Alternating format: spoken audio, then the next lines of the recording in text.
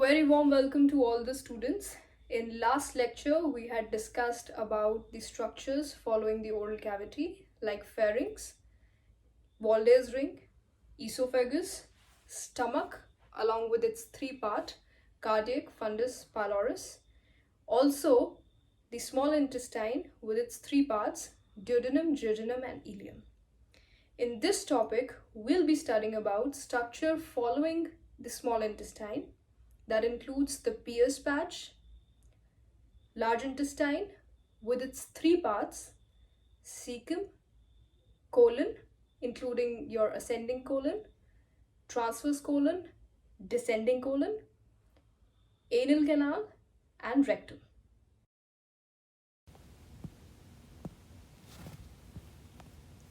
So in this lecture, we'll be discussing about what are Pierce patch, large intestine, cecum, colon, rectum, and anal canal. So as in last lecture we had discussed about the presence or absence of Pierce patch, you must be wondering as to what is Pierce patch. So basically these are lymph nodules clustered in a group in ileum as small white patches on the mucous membrane, and their main function is to produce white blood cells. So they are simply the lymph nodules which are clustered in groups in ileum. So this whole diagram is very important from the point of view of MCQ questions. So this is referred to as Pierce patch. The large intestine. It is 1.5 meter in length and has a wider diameter of about 4 to 6 centimeter. It has three parts: cecum, which is a blind sac, colon, and rectum. So cecum, it is a dilated blind sac and host symbiotic microorganisms which are important for better absorption of the substances. The ileocecal junction is continued internally into ileocecal valve. Attached to cecum is a narrow finger-like projection which is known as vermiform appendix. This is again MCQ question. Where is the location of vermiform appendix, or where is vermiform appendix located? So it is located, or it is attached to the cecum.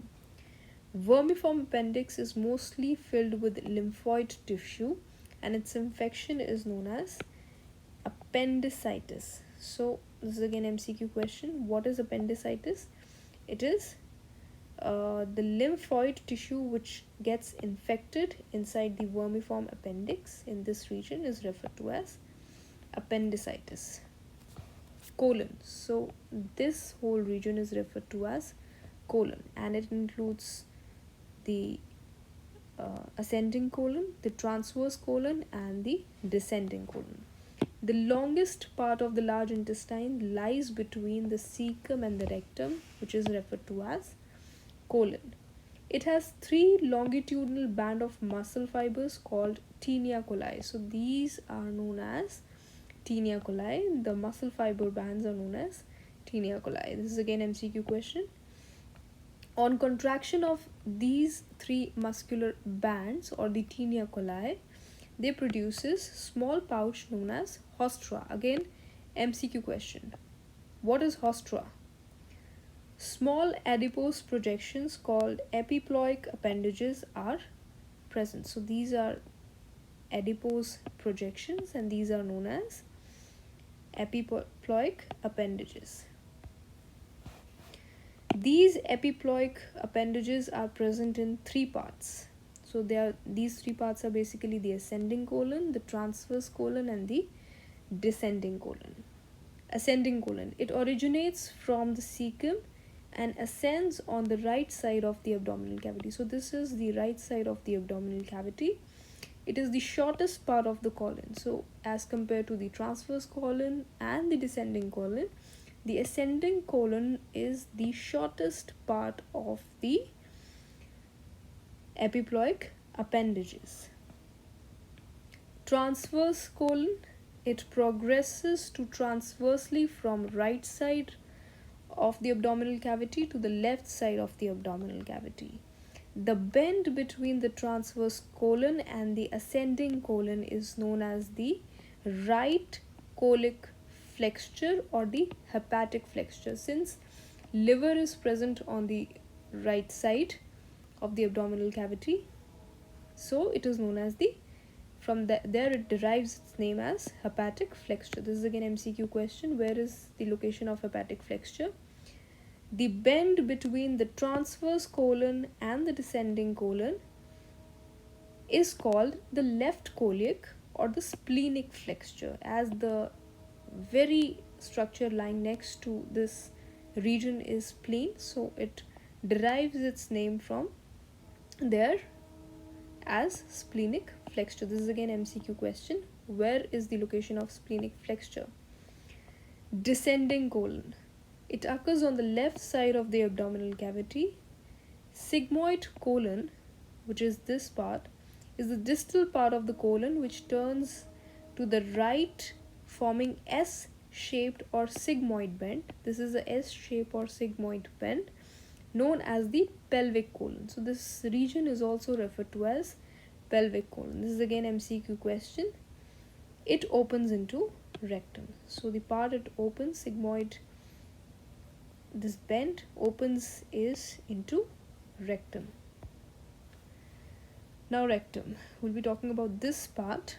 It is 12 to 16 centimeter long tube-like structure, becomes broader in posterior half to form rectal ampulla. So this is rectal ampulla. Sometimes these rectal veins undergo painful varicose dilatation. So there is dilatation in the veins in this area, resulting in persistent increase in venous pressure. So there is a lot of venous pressure which is being built up in this region due to dilatation of the veins, and these swollen veins are referred to as hemorrhoid.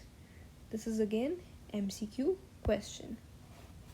Anal canal, the small tubular structure 3 to 4 centimeter long between the rectum and the anus is referred to as anal canal.